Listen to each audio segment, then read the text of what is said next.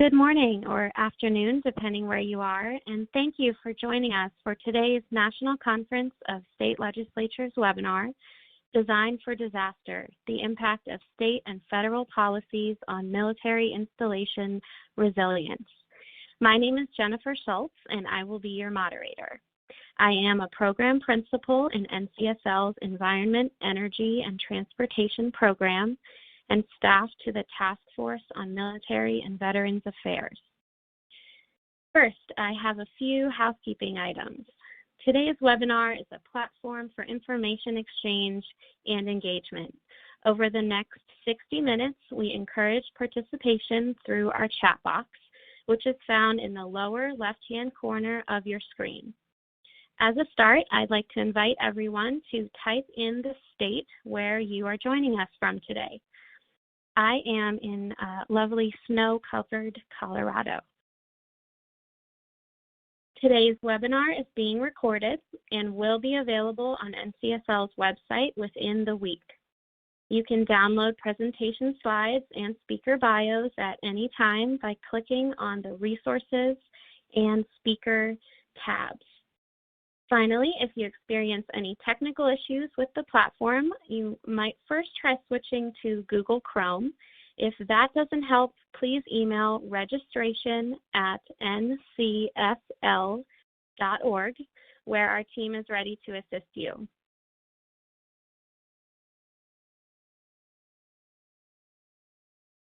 This is the first in what will hopefully become a series of webinars sponsored by NCSL's Task Force on Military and Veterans Affairs. The Task Force is a group of state legislators and legislative staff from around the country that examine a whole host of issues affecting military-community relations and the lives of service members, veterans, and their families.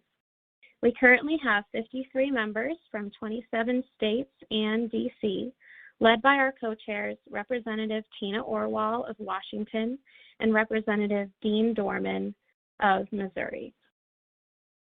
Much of the work of the task force, and indeed today's webinar, would not be possible without the continued support from DoD's Readiness and Environmental Protection Integration Program, known as REPI. With that, I'd like to turn to the reason that we're all here today. A record-breaking number of natural disasters have gripped the country in recent years. Over the next hour, our speakers will describe the challenges that military installations and the states in which they operate are facing due to changing environmental conditions. We will also explore policies and programs at all levels to more effectively plan for and respond to disasters in the future. Joining us today are Kristen Thomasgaard, Ann Phillips, and Ben McFarland. Thank you all for being here. Up first is Kristen Thomasgaard. Since 2013, she has served as the program director for the DoD REPI program, which links communities, land preservation, and national defense. She also serves as the federal chair for the Sentinel Landscapes Partnership and acts as a DoD-DOI liaison, enhancing coordination between the departments. Prior to her current role, Ms. Thomasgaard worked at Army Headquarters Training Directorate and served for 8 years in the Army National Guard. Kristen, the floor is yours. Thank you so much, Jen. Good afternoon, everyone. As Jen indicated, I am Kristen Thomasgaard, Program Director for the DoD REPI program, and I would like to thank NCSL for the gracious invitation to talk with you today about some different tools and resources that help to enhance military installation resilience. And I'd also like to thank everyone who is participating. You're all key partners to DoD, and I very much appreciate what you're doing every day in your states. Before I move into my presentation today, we wanted to share a short video with you about the Sentinel Landscape Partnership that really helps to set the stage and explain some of the opportunities and the reasons that DoD is involved in this work.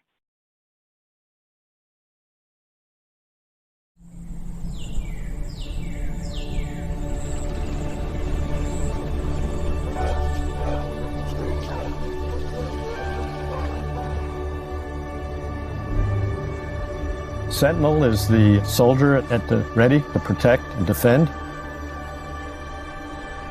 The landscape is the environmental qualities. So I think the Sentinel landscape represents a goal to achieve both. The promise of a Sentinel landscape is a military mission, vibrant working lands, and that conservation value, that natural landscape. We have an opportunity to protect those working lands and protect those natural areas. The size of the Sentinel landscape works at a scale that nature works at. It works at a scale where nature actually functions. We're not just warfighters. We're land stewards. That stewardship goes beyond our boundary.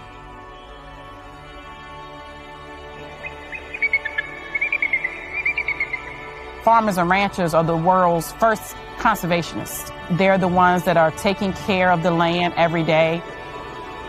This is where the water is the healthiest on the whole Mississippi River. Well, that's cool. Trumpeters cruising right over.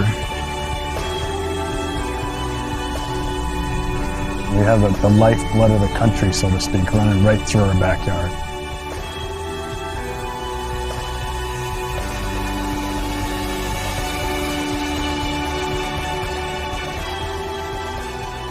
For the Sentinel landscape to really look to the future and bring the partners together to talk about their common goals, it's a model we need to really expand across the country. The Sentinel landscape is an idea that has the possibility of uniting people. We can come together on this idea of a secure future.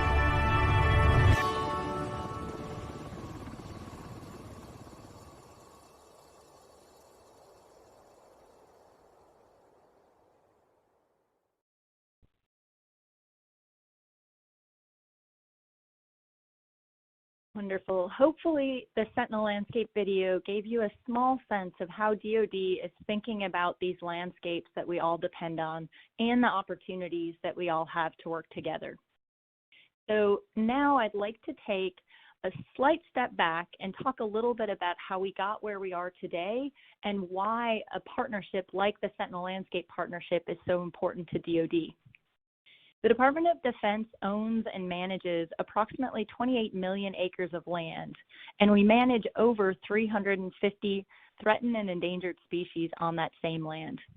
We have the requirement to use the land and airspace to ensure that about 1 million men and women in uniform get the best possible training and preparation to do the jobs they have volunteered to do. What this means is that we need resilient and varied environments, different terrains, different climates that support our military training and testing activities. And we need to ensure safe spaces for testing new vehicles and aircraft, equipment, and systems. However, when we train, test, and operate, we make noise, sometimes a little noise, sometimes quite a bit of noise. We create dust and smoke, things that our neighbors don't always like.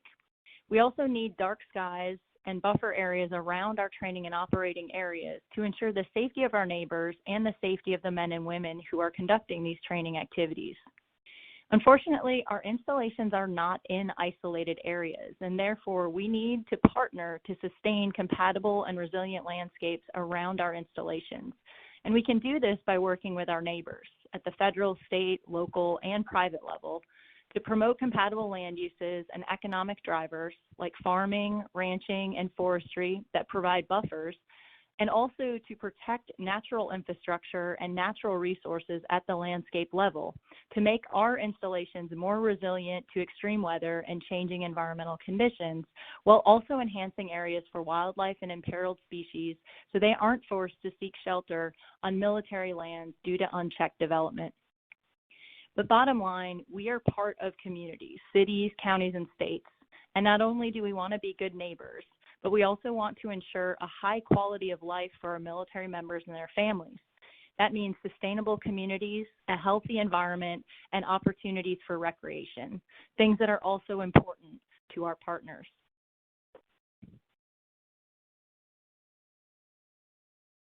So REPI supports projects all across the country in a wide diversity of landscapes and with a wide array of partners. Many conservation and land trust organizations, as well as federal and state agencies, and numerous counties and local communities, all dependent on voluntary private landowner participation. It's through these local installation and range level partnership efforts that we've been able to work with a wide and diverse array of partners to protect over 750,000 acres at 113 installations and ranges in 35 states across the country. The Sentinel Landscapes Partnership is another way in which we build broad-based partnerships. This partnership was founded in 2013 by the U.S. Department of Agriculture, the Department of Defense, and Department of the Interior. And the Sentinel Landscapes Partnership is a coalition of these federal agencies, as well as state and local governments and private organizations. The partnership's overarching goals are to strengthen military readiness, bolster agricultural and forest productivity, conserve natural resources, increase resilience, and address access to recreation. The partnership carries out its mission by connecting private landowners around military installations and ranges with government assistance programs that offset the cost of implementing sustainable management practices and conservation projects.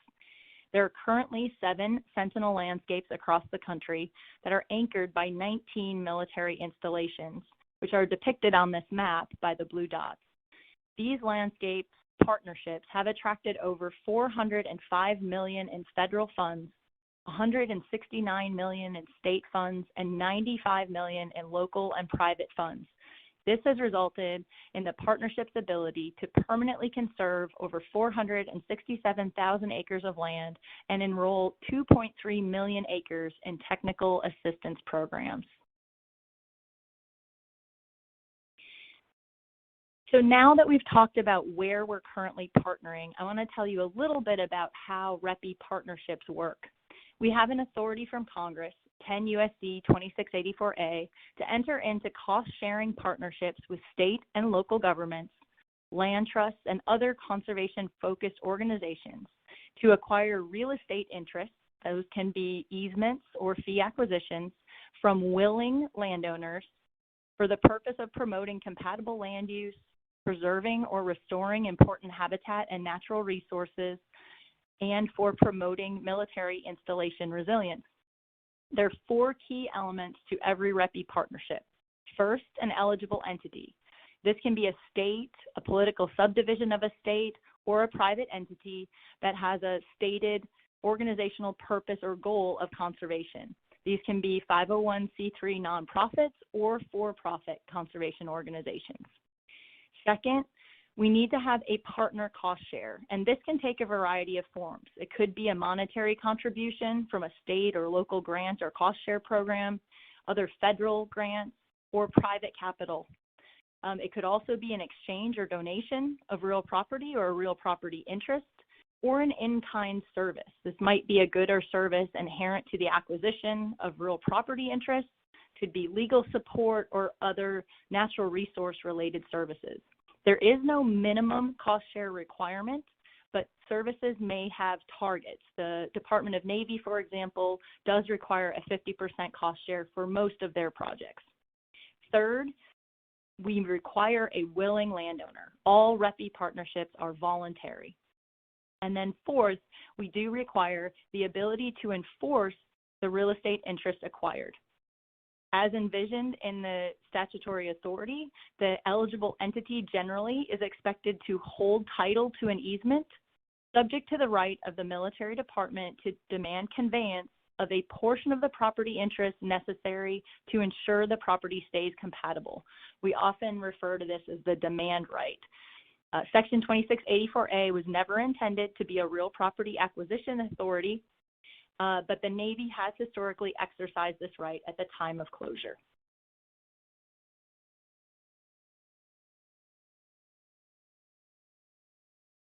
So this is an authority that is extremely dependent upon partnership and leverage. All of the work that we do in the REPI program is not only resourced by DoD funds appropriated by Congress, but also through non-DoD partner funds, over $975 million through the end of FY20 to be exact. These are other federal, state, local, and private dollars that are leveraged with DoD funds to accomplish outcomes on the ground around our installations and ranges that preserve and enhance military readiness, promote installation and community resilience, and conserve important agricultural lands, habitat, and open space. So now that I've covered the core elements, I want to highlight a few additional authorities and opportunities for partnering with DoD and the REPI program. And several of these have just recently been updated in the FY21 National Defense Authorization Act. In FY18, a change to 10 U.S.C. 2684A was made permanent and then recently expanded in FY21, which provides for a funds as match authority. This allows the recipient of REPI funds to use these funds as a match or cost share requirement for any federal conservation or resilience program. Previously, you may have heard us talk about the funds as match authority pertaining to programs within the U.S. Department of Agriculture or Department of the Interior. And in FY21, that has been expanded to all federal programs. This creates a tremendous opportunity for us to work with other federal agencies such as FEMA, NOAA, EPA, and the Army Corps of Engineers. We've also talked quite a bit already about the fact that 10 U.S.C. 2684A does include the ability for us to address military installation resilience specifically. This was also clarified in the FY21 NDAA. The third element that I want to mention is our ability to specifically address natural resource conservation, both currently and into the future. This allows for us to address, through a stewardship endowment, the management of natural resources, monitoring, and enforcement in order to address current and future military mission needs.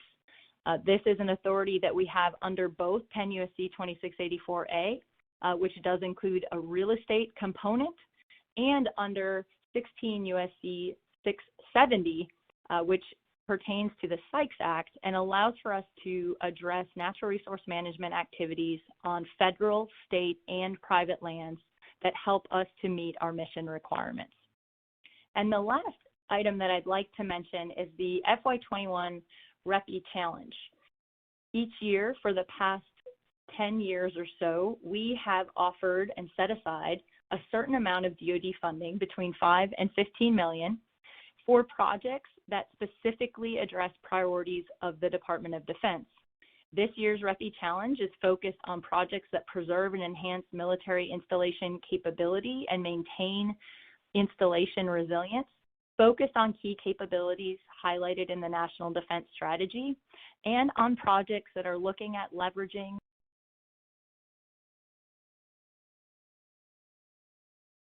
to all partners at DoD installations, and we are currently in the process right now of reviewing the pre-proposals that we received at the end of November. So we will be making further decisions in the coming months and requesting full proposals from partners.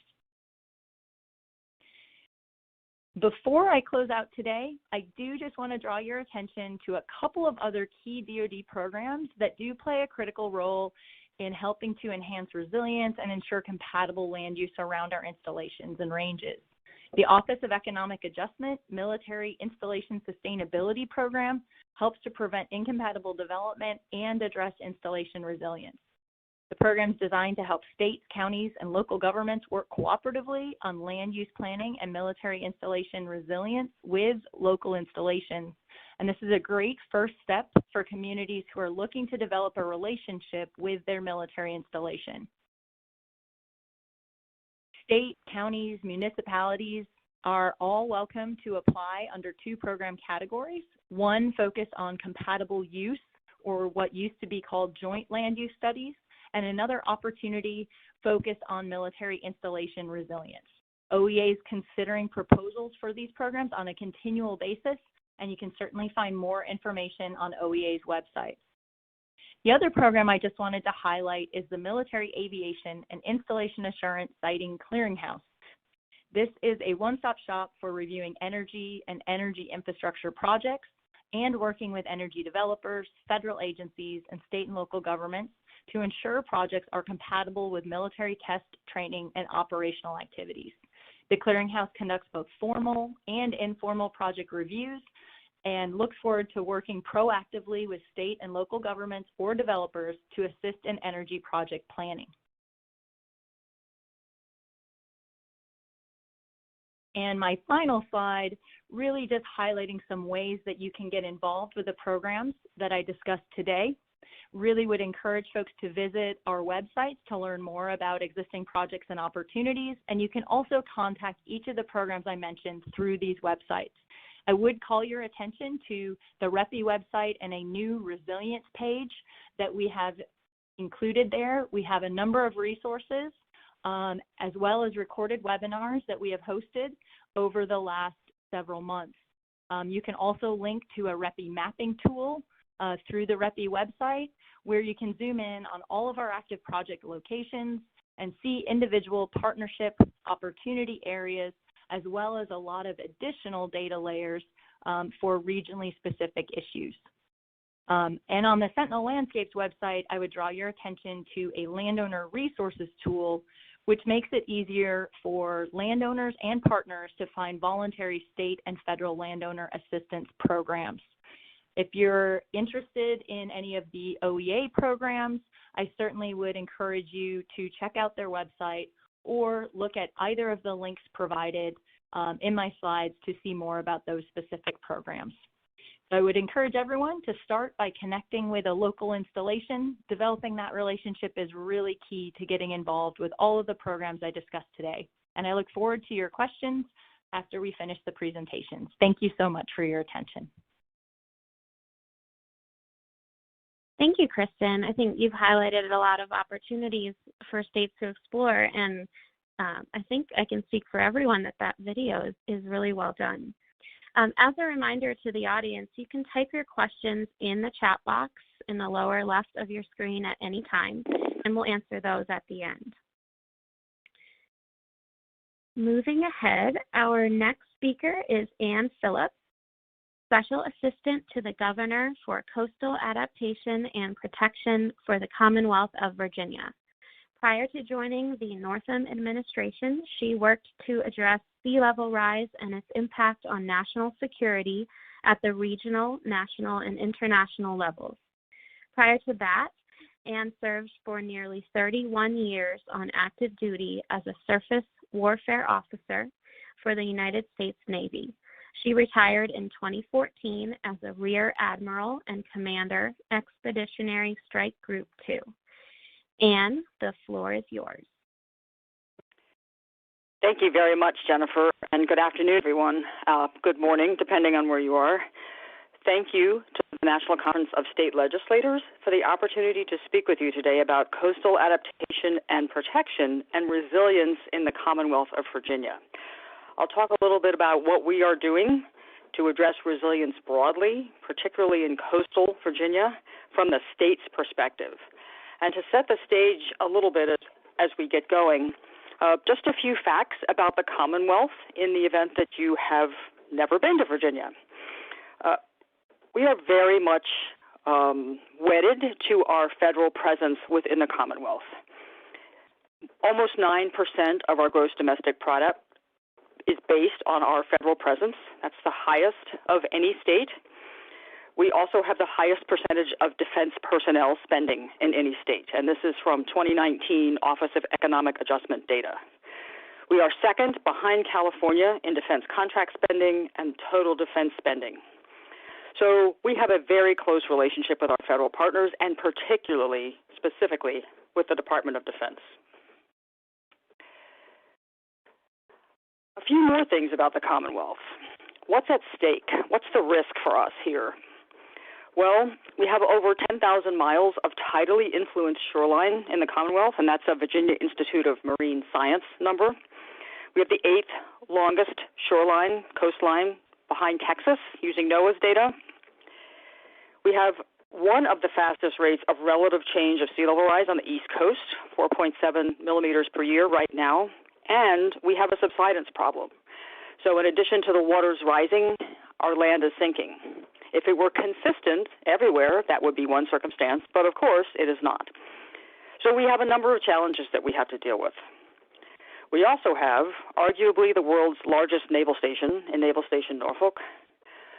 We have the only space launch activity outside of Cape Canaveral, NASA Wallops on the eastern shore, a large tourism industry, and the Port of Virginia, which is, depending on the numbers at any given time, the fourth or fifth largest container port by volume on the East Coast. We are also the largest coal export point on the East Coast of the United States. And as a contrast to that, we have lovely and extensive natural living shorelines, open marshlands, fisheries, a fishing industry, and all the other coastal activities that go with such an intricate and lengthy shoreline. So we have a lot of challenges here, and we have a lot of opportunities. So what have we done? Well, within the past few years, within the Northam administration, the Commonwealth has begun to put the rudder over to start to take action at a state level. And I should note that you will hear after me from my colleague, Ben McFarland, from the Hampton Roads Planning District Commission. The Hampton Roads Planning District Commission, other regional and planning district commissions and localities are ahead of the state. They have taken action sooner. They are in the crosshairs of the challenge. And so the state's opportunity now is, what do we do at the state level to assist, to provide guidance, to provide legislative support for opportunities and outcomes that the localities and planning districts need to be able to move forward to protect and adapt our infrastructure. Governor Northam signed Executive Order 24 in November of 2018, which directed the creation of a Coastal Resilience Master Plan. He signed Executive Order 45, which followed up on Executive Order 24 and set standards as directed by Executive Order 24 for state-owned buildings regarding future sea level rise construction, planning, and elevation standards. We are now working within the Commonwealth to make those standards apply across state infrastructure at all levels beyond buildings, so any other state infrastructure that we would consider. We also have a real need within the Commonwealth to focus on environmental justice, signed as addressed by Governor Northam's Executive Order 29, establishing the Council on Environmental Justice, and that has now been through legislation codified in Virginia Code and will continue. Some of our most vulnerable communities are at the highest risk and have the least opportunity to protect themselves. We must consider that in the context of adapting and protecting our coast. And as an aside, many of those communities support our federal and DoD infrastructure. We have had opportunities within the past year to take additional steps regarding legislative changes to help us move forward. I would like to say that all of these were bipartisan legislative solutions. Some were and some were not. But most specifically, we have now established a Chief Resilience Officer in Code. We have joined the Regional Greenhouse Gas Initiative, and we will officially become a member as the 11th state, January 1st of 2021. We will be able to use income generated through the sale of carbon credits from that process, from joining RGGI, to support both a community flood preparedness fund, 45% of the money will go there, a statewide fund, and an energy efficiency fund, 50% of the money will go there. The other 5% is split between two state agencies who will be managing both the participation in RGGI and the energy efficiency fund. And the agency that's managing the flood fund will be able to establish support through our Virginia Resources Authority to help them manage that fund. So this has been a sea change for us. Up until now, we have had a flood protection fund that had no money in it. But now with the Community Flood Preparedness Fund, we will be able to move forward in some ways to provide opportunity and capacity building for localities and communities that have not had that opportunity before, and also to start taking more succinct steps to adapt and protect not only our coast, but our inland cities and localities as well as they deal with flooding. The last thing I would also call your attention to on this slide is under House Bill 504, we have added an amendment to the Chesapeake Bay Preservation Act to include coastal resilience and adaptation in that process. And we have also strengthened our requirement for living shorelines as the preferred approach unless science shows that that approach is not suitable under the circumstances. In October of this year, October 22nd, Governor Northam signed our first step towards creating a full-scale master plan and planning process. Virginia's Coastal Resilience Master Planning Framework sets out the processes, goals, and guidelines by which we will develop for the Commonwealth a sustainable process to prioritize and evaluate projects, understand through a full coastal assessment what our risks and vulnerabilities are. Again, back to the localities. Many localities have done this sort of work themselves, but there has not been an overarching assessment. So we have gaps, and we will have needs in those contexts, and we want to understand what those are so that we can move forward collectively as a state, targeting our efforts towards those most critical and vulnerable pieces of infrastructure or green infrastructure, gray or green, that we will know we will have to deal with soonest so that we can focus on the areas that need the help and then move forward from there. Within the framework, our guiding principles are first and foremost to acknowledge that our climate is changing and to ensure that we use the best science and engineering technology and technical science decisions so that we can make decisions for our future, that we enhance equity and ensure that we leave no community behind as we move forward, that we use, where possible, nature-based solutions, really as our first line of defense since we have so much beautiful marshland, but also to ensure that we are conserving land where possible and realizing that every solution is not green. There will have to be hardened solutions as well. But if we think about this in the context of what are our best processes to get to that point, we will have a better opportunity. We will focus on a region-specific approach. What applies in an urban, suburban, and industrial region is not satisfactory for the Eastern Shore or areas north of the Hampton Roads region up the Chesapeake Bay on the West Coast. We have a lot of rural planning districts there. Solutions for them are different.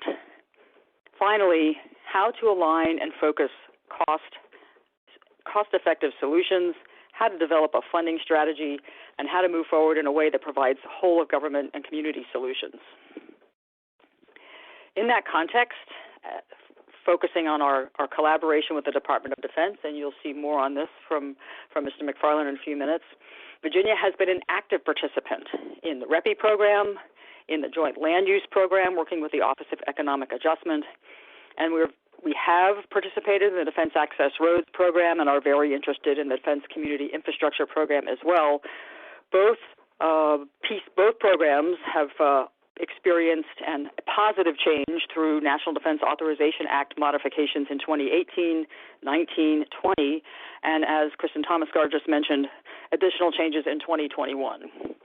Virginia has actively engaged our federal congressional representatives and senators to assist with this, and also our legislature, our state legislature, to assist with this kind of change to give more flexibility and capacity. Now our challenge as a Commonwealth is how will we take advantage of that? How will we focus our efforts? How will we align our efforts so that back to the prioritization so that we understand where we should be focusing, where we should be putting our next dollars, and where we should be trying our best to align federal, state, and local financial opportunities. We are also preparing an application for Sentinel Landscapes. We have not, so far, Virginia does not have a Sentinel Landscape Program designation. We're surrounded or bookended by states that do, North Carolina and Maryland, so we have an opportunity to create an expanded corridor, which we think will add value both for our own program but for other states around us as well.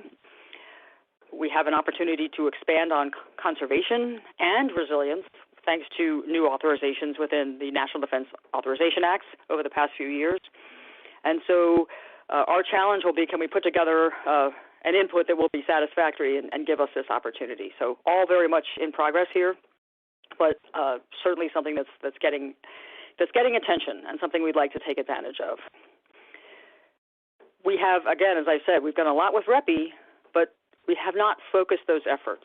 We've had great partnerships, but if a locality and a facility have created a partnership, they have moved forward. But in some cases, we have to ask ourselves, is that where we really want to focus? Not that can't move forward, but let's target areas where we know there is a need. We hope Sentinel Landscapes will help us do that. Finally, as I close, our focus is about building capacity for our communities, building capacity for our federal partners. And we realize that those two needs are inextricably linked. And so whatever we do, we have to work forward with our military partners, and whatever they do, we would like them to work and move forward with us as well. Thank you very much for the opportunity to talk with you this afternoon, and I'll relinquish the slides and turn the floor over to Mr. McFarland. Thank you, Anne. It sounds like there's a lot of coordination happening in Virginia and a real understanding of both the coastal flooding challenges and the need to protect that strong military presence. Our final speaker today is Ben McFarland. He is the Senior Regional Planner for the Hampton Roads Planning District Commission in southeastern Virginia. Mr. McFarland has been with the HRPDC for over 11 years and is the lead planner for their work on coastal resiliency, coastal zone management, and military locality coordination and planning. He is a member of the Virginia Coastal Policy Team, which advises the Virginia Coastal Zone Management Program on policy and funding priorities. He is a member of the American Institute of Certified Planners and a certified floodplain manager. Ben, take it away. Thank you for the introduction, and good afternoon or good morning, everyone from the Commonwealth of Virginia. I want to thank Anne and Kristen for their presentations and their remarks. And so this afternoon, I want to talk a little bit about how we have worked with our installations here in Hampton Roads to advance the cause of resiliency for our communities here in southeastern Virginia. For those of you that are not familiar with our area, Hampton Roads is the name that we've given ourselves here. I work with the Planning District Commission. We work on behalf of 17 jurisdictions here, many of whom have military communities, either installations or significant populations of folks that live in those communities and may work in nearby installations. We work with them, with our communities, on a wide variety of issues, and military coordination, resiliency. These are all some of the things that I specialize in here at the PDC. Our organization has two primary roles. One is to serve as a forum for appointed and elected officials from each of our jurisdictions so that they have an opportunity to come together and talk about issues of greater than local concern.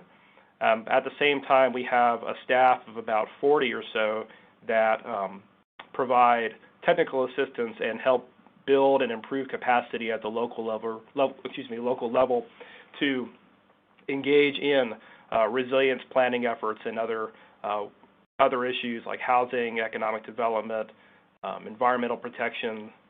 So we have that dual role of being a place where folks come to talk, but also where we build capacity. And I think on this issue of resilience and military locality coordination, these twin issues that relate quite a bit here, that we've had an important role in providing some capacity over the last decade or so to our local governments to enable them to be at the place where they are today.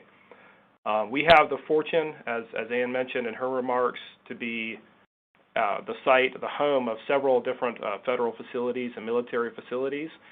We are home to the largest naval base in the world, but we're also home to a number of other installations from each of the services. So for us, we are a proud military community. It's tied to our history. Many of our residents are directly involved with the military, either having served or been a family member or retirees. And so for us, protecting these assets and making sure that they can continue with their mission is important. And you may notice from the map there that many of those installations that we have are located on coastlines. So that's not just the Navy installations. We have Army facilities that are present on the shore. We have Air Force facilities, Coast Guard. So for us, this is an issue with resiliency where our continued partnership with the military as a part of our regional economy is intertwined with our challenge of trying to address sea level rise and other climate change impacts. In Hampton Roads, as been mentioned, we are the location for the highest rate of relative sea level rise on the East Coast. We've done a lot of work on this issue with our agency, but also several of our localities, both independent of the state and also in partnership with state agencies and some of the efforts that Ann talked about. So for us, this is a pretty significant issue. We understand, we've already noticed that flooding is becoming more and more frequent. When you look at the different projections of sea level rise, and this map here shows one of our regional planning scenarios of 3 feet, which we're projecting to be somewhere between 2050 and 2080, that a significant number of our coastlines and other near coast areas are going to be affected either by daily flooding or by some combination of more frequent flooding and inundation. Many of these areas, if you recall the previous map, are also the locations for several of those installations. So coming up with strategies to address community resiliency and installation resiliency is for us, there's not one without the other. Installation resilience for us is community resilience, and the same also applies. For us, we've seen, can be both good and bad. Our name, our region gets in the paper quite a bit, both locally, statewide, and then also nationally from folks that are looking at these issues and using us as a poster child for some of the challenges that the military may face in trying to adapt to climate change. Unfortunately, in a lot of ways, these are kind of the bad news. I think, from our perspective, one of the lessons that we've learned is that we prefer to be able to talk about some of the solutions that we're identifying and how we're working to address these issues without only focusing on just the negative impacts of climate change. And I think there is that other side of the story. And one of the things that we have tried to do more recently in direct partnership with these installations is to utilize the joint land use study process to provide that opportunity for us to work with directly with our localities and with the installations to identify some kind of mutually beneficial recommendations, projects, policies that can help us to address some of these challenges moving forward. So what's a joint land use study? For those of you who aren't very familiar with this, I know Kristen talked about it in her remarks, and then Ann mentioned it as well. Joint land use studies they're a unique aspect, I think, of what the Department of Defense does and the Office of Economic Adjustment do. They are a community-driven planning process, so I want to highlight that phrase. They're community-driven. These are not plans that the military is doing for a locality or for community. They are resources that the DoD provides to local communities or states to do planning that will then have the benefit of allowing the military to participate in the process, but to identify and address issues that are occurring outside of the fence line that will have a negative impact on military operations. It's a collaborative process. We bring together communities with the military to work through these issues together. And I think that's something that, coming from a planning background, you'd like to think that these kinds of collaboration happen all the time for a wide variety of issues, not just between militaries or the military installations and localities, but stakeholders of all types. But in practice, I think what I have found and what many other folks have come across is that collaboration is hard work, and sometimes it's easier just to go it alone until something comes up that becomes more problematic and where you would have to actually engage somebody. And that's not to say that it's bad to do it that way. It's just that it makes it a little bit more challenging to address issues when collaboration is not baked into the process. And so for this, we see the JLUS or the Joint Land Use Study as a really good opportunity to encourage people, stakeholders on both sides of the fence to adopt better habits, I think, when it comes to communicating and working with each other. So what do they do? So we build on existing efforts with these studies. We bring together the military and the communities to discuss kind of what those identified issues are and how they may have effects, or they may affect military operations and readiness. Like I said, there are unique opportunities to get the official involvement from the DoD. In many cases, DoD personnel are restricted by federal laws or ethics regulations from directly participating to a great extent in other local and regional planning processes. And so having this process here is a good way to kind of work around some of those restrictions and have more frank conversations. It gives us the resources to start moving from headlines about what the bad things are to really diving in with some analysis, and then to identifying what some solutions are. And then hopefully we see this as being opportunities to tee up communities and regions for federal and state assistance. And that's not the only thing we want to get out of this, but obviously it's a benefit that can result that our localities are certainly hoping for when they engage in these projects. I think some of the, I guess we're missing a few of the graphics here. So some of the issues with, like when we work with installations, we just have these natural conflicts that pop up, and that's just, you know, installations have their own kind of separate way of looking at things, and communities do the same. We have these issues with understanding, with lack of information, different values on certainly different priorities, and those can present conflicts. They can also present opportunities, and I think what we have found in our joint land use study experiences is that when we look at that from that kind of positive perspective, it really helps our communities to kind of come together with the installations to identify potential actions that would have benefits to both parties. In Hampton Roads, over the last several years, we have engaged in a number of joint land use study efforts. We have on the peninsula, I'd like to say 1.5 joint land use studies most recently. There was a comprehensive study done for the Fort Eustis section of Joint Base Langley-Eustis with a further addendum to a previous study that was done for Langley Air Force Base. That addendum was focused almost entirely on resilience, which was very exciting. Personally and professionally here at the PDC, we had a direct role in 2 joint land use studies, one for Norfolk and Virginia Beach, and then one for Portsmouth and Chesapeake. That second one is actually currently underway. So we have invested a lot of time and a lot of our resources, and we've had the advantage of and the fortune to have resources given to us by the DoD to engage in these efforts on both sides of the water for us here in Hampton Roads. And I think that those discussions and planning efforts have had a number of positive impacts. For one, these processes, these studies, if you've never been through one, they really do present, they give you a lot of resources to do planning work that would not necessarily either be possible or would take place outside of the scope of a joint land use study.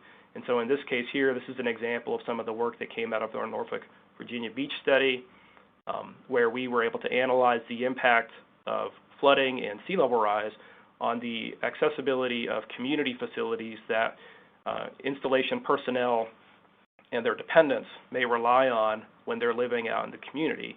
And this is a kind of a conversation that really wouldn't take place necessarily outside of a joint land use study, where you have that conversation, where you have the Navy in this case and the local governments really talking with each other directly about these issues across from the same table.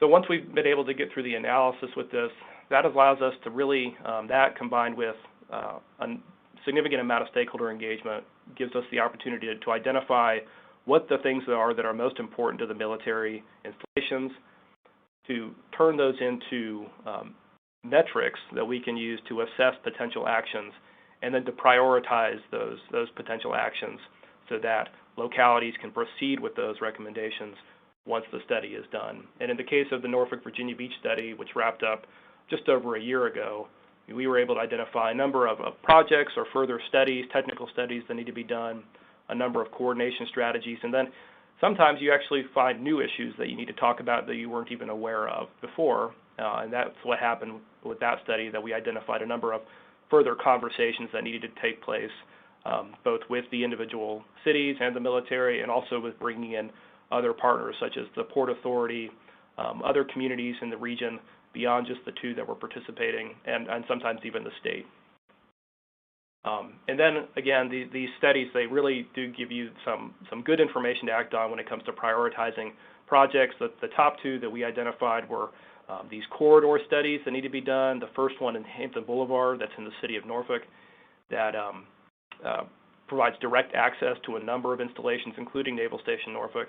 And then another corridor in the city of Virginia Beach that provides direct connection between the two halves of Joint Expeditionary Base Little Creek Fort Story. And so for more information, I've left the links for the different studies that have been done here over the last several years on the slide here. But I would just say that moving forward, we have a lot of plans, a lot of hope for implementing a number of these studies. Maybe we'll be able to take advantage of some of those federal programs that have been talked about today, REPI and DSIP, and the BRIC program as well from FEMA. But I think moving forward, these have been extremely good experiences for our localities, an opportunity to engage with the military. And then I guess that, from a planning perspective, I'll just emphasize the resources for doing this kind of planning are hard to come by. And so the Joint Land Use Study kind of opportunity for communities across the country is an excellent one. And if you haven't done one of these, I would encourage you or your communities to do so, because they really are a wonderful opportunity to really address some of these issues head on. So thank you very much for letting me talk to you today. Thank you to the NCSL for participating, or for letting me participate, and look forward to any questions or discussion following the remarks. So thank you again. Thank you, Ben. Everything really seems to be converging in the Hampton Roads region, and you're certainly taking a proactive approach. We will now move into the question and answer portion of the webinar. If you have a question, please type it in the box on the left. Scrolling through, I see that Kristen responded to a couple questions already, which is great. Here is one for you, Anne, I believe. Is there a viable plan for Virginia to protect and preserve Tangier Island?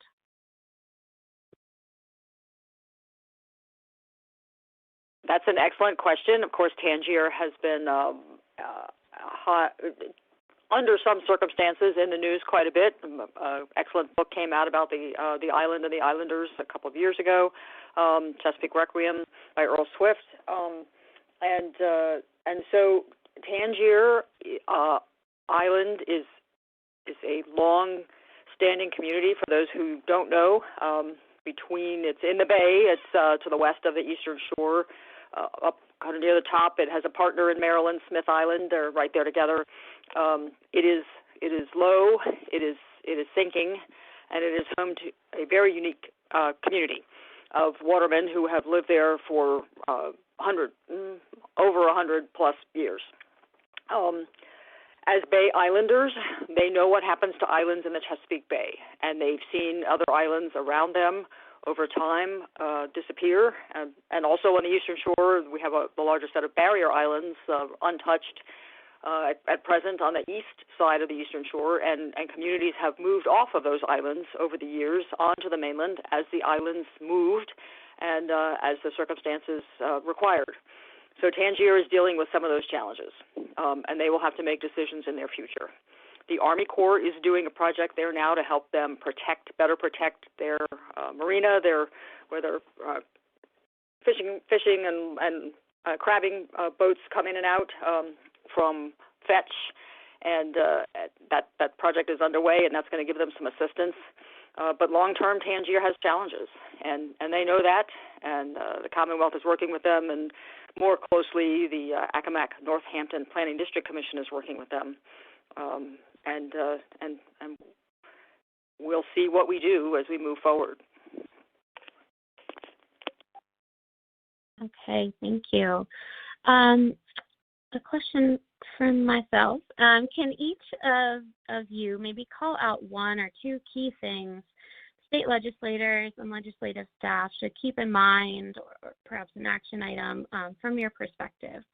Kristen, would you like to start?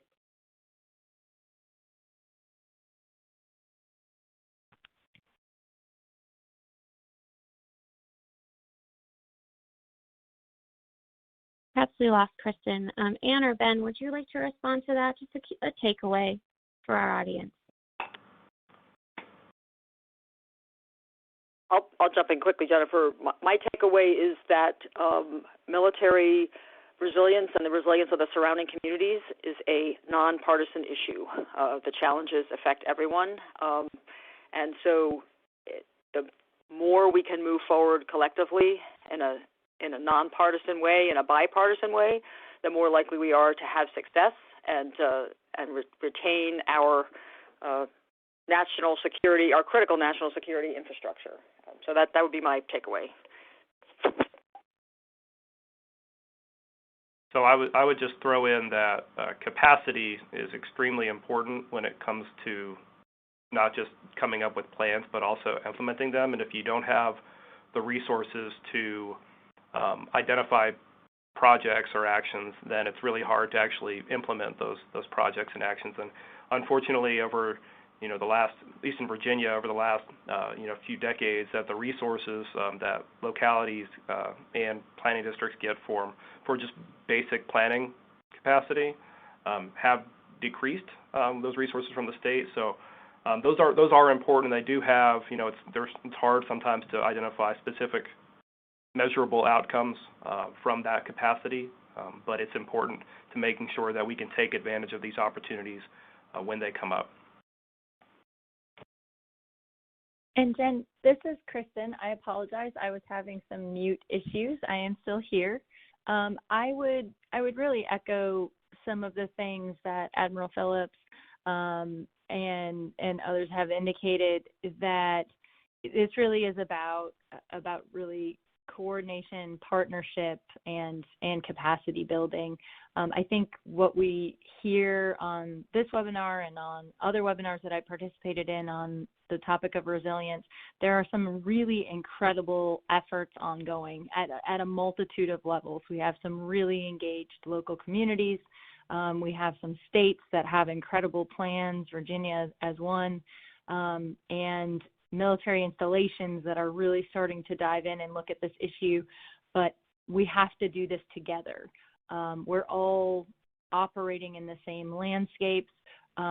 One entity taking action without the coordination and engagement of other entities in that landscape are not going to have the same effect. And so I think one of the big challenges we have is to continue to coordinate those activities from a DoD standpoint. We have to recognize that it doesn't stop at our fence line, and the same for a community. A community effort can't stop at the fence line. We really have to have that dialogue across the fence line, and that's what's going to really help us achieve the results that we're seeking to achieve and ultimately protect all of our collective interests and missions.